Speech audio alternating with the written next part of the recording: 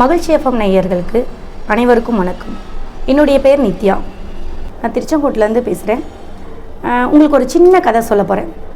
இந்த கதை எல்லாருக்கும் பிடிச்சது மாதிரி இருக்கும், வாழ்க்கைக்கு ஏற்ற மாதிரி இருக்கும்.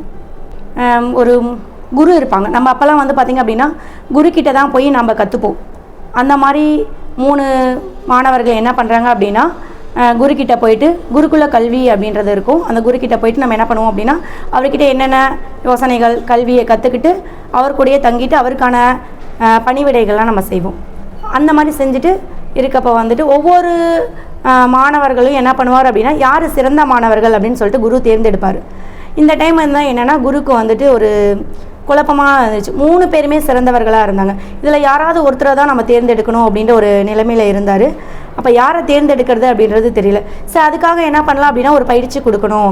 ஒரு பயிற்சி கொடுத்ததை விட அந்த பயிற்சியிலேருந்து அவங்க எப்படி முன்னேறி வராங்க அப்படின்றத வச்சு நம்ம அதுலேருந்து 3 மாணவர்களில் யாராவது ஒருத்தரை சிறந்த மாணவர்களை தான் எடுக்கணும் அப்படின்றத ஒரு யோசனை.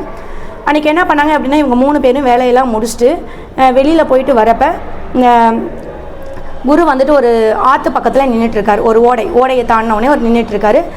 அவர் நின்றுட்டுருக்கதை பார்த்துட்டு அந்த 3 மாணவர்களும் ஐயா நீங்கள் ஏன் இங்கே நின்றுட்டுருக்கிறீங்க அப்படின்னு கேட்குறாங்க.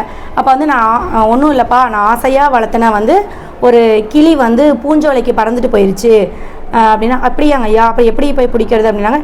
இந்த ஆறு, அதாவது ஓடையை தாண்டி தான் பூஞ்சோலை இருக்குது, இதை போய் எப்படி பிடிச்சிட்டு வருதுன்னு எனக்கு தெரியல, நீங்கள் ஏதாவது உதவி செய்யுங்களே அப்படின்னு சொல்லி அந்த 3 பேரை கேட்குறாங்க.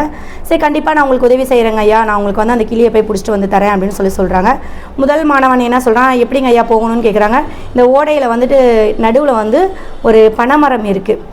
அது கொஞ்சம் ரொம்ப பழசாயிருச்சு. அந்த கட்டை உடஞ்சி போன மாதிரி இருக்குது. அந்த பனைமரத்தோடைய மரம் கொஞ்சம் உடஞ்சி போன மாதிரி இருக்குது. இதில் பார்த்து போகணும். அதில் அந்த ஓடையில் முதலை நிறையா இருக்குது. அப்படின்னா நீங்கள் பார்த்து போங்க அப்படின்னு சொல்கிறாரு. சரிங்க ஐயா, நான் போகிறேன் அப்படின்னு சொல்லிட்டு முதல் மாணவன் என்ன பண்ணுறான் அப்படின்னா, அந்த ஓடையில் காலை எடுத்து வச்சுட்டு பனைமரத்து மேலே காலை எடுத்து வைக்கிறான். காலை எடுத்து வைக்கிறப்ப என்ன ஆகுது அப்படின்னா, ஒரு 2-3 அடி எடுத்த உடனே அவனால் நிற்க முடியல. அந்த மரம் லைட்டாக உடைய ஆரம்பித்த உடனே இவன் என்ன பண்ணிட்டான் அப்படின்னா, பயந்துட்டு ஐயோ என்னால் இனிமேல் என்ன பண்ண முடியாது, பூஞ்சோலைக்கு போக முடியாது அப்படின்னு சொல்லி திரும்ப வந்துடுறான். திரும்ப அடுத்த மாணவன் நான் போகிறேங்க ஐயா அப்படின்னு சொல்லிட்டு என்ன பண்ணுறான், அவன் கொஞ்சம் தூரம் போனோடனே அந்த பனைமரம் இருக்குது பார்த்திங்களா, அது உடஞ்சி விழுந்துருது. உடஞ்சி விழுந்த உடனே முதலை வந்துருமோ அப்படின்ற ஒரு பயத்தில் என்ன பண்ணிட்டான் அப்படின்னா, போயிட்டு ஐயா என்னாலையும் முடியலை அப்படின்னு சொல்லிட்டு என்ன பண்ணிடுறான், திரும்ப வந்துடுறான். 3வது மாணவன் நான் முடியும் அப்படின்னு சொல்லிட்டு அவர் என்ன பண்ணுறாரு அப்படின்னா போகிறாரு. இவரும் ஒரு 4 எட்டு வைக்கிறப்ப என்ன ஆகுதுன்னா, அந்த மரம் ஃபுல்லாகவே உடஞ்சி கீழே விழுந்துருது. கீழே விழுந்த உடனே முதலைகள் நிறைய வர ஆரம்பிச்சோடனே இவரும் ரொம்ப பயந்துட்டு வந்துடுறாரு. என்னாலையும் எடுக்க முடியலைங்க ஐயா அப்படின்னு சொல்லிட்டு சொன்னோடனே இவருக்கு ரொம்ப மனசு கஷ்டமாயிருது.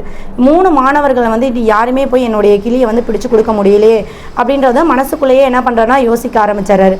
3ஆவதாக போன மாணவன் மட்டும் என்னன்றாரு அப்படின்னா, ஐயா என்னால் நான் இது வரைக்கும் போனேன், ஆனால் என்னால் முழுமையாக போய் அந்த கிளியை என்னால் பிடிச்சிட்டு வர முடியல. ஆனால் இப்போ மட்டும் நீங்கள் இன்னொரு வாய்ப்பு கொடுத்தீங்க அப்படின்னா கண்டிப்பாக நான் போய் கிளியை பிடிச்சிட்டு வந்துடுவேன். அதனால் எனக்கு இந்த ஒரு வாய்ப்பை கொடுங்க ஐயா அப்படின்னு கேட்டவுடனே இவருக்கு குருக்கு ரொம்ப சந்தோஷமாயிடுச்சு. ஏன் அப்படின்னா, முதல் 2 மாணவர்கள் என்ன பண்ணாங்க அப்படின்னா, எனக்கு ஒரு மறு வாய்ப்பு கேட்கவே இல்லை, என்னால் முடியலை அப்படின்றத மட்டும்தான் அவங்க சொன்னாங்க.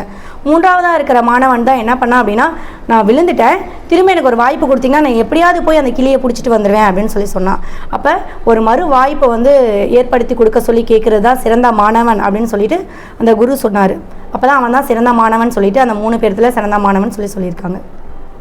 இதுலேருந்து என்ன இருக்குது அப்படின்னா, நம்ம வாழ்க்கைக்கு ஒரு மறு வாய்ப்பை நம்ம ஏற்படுத்திக்கணும். ஒரே டைமு தோல்வியை கண்ட உடனே நம்ம பயந்து போயிடக்கூடாது. அடுத்த வாய்ப்பை நம்ம தேடிக்கணும் அப்படின்றத தான் இந்த கதை மூலிமா நான் சொல்கிறேன். நன்றி.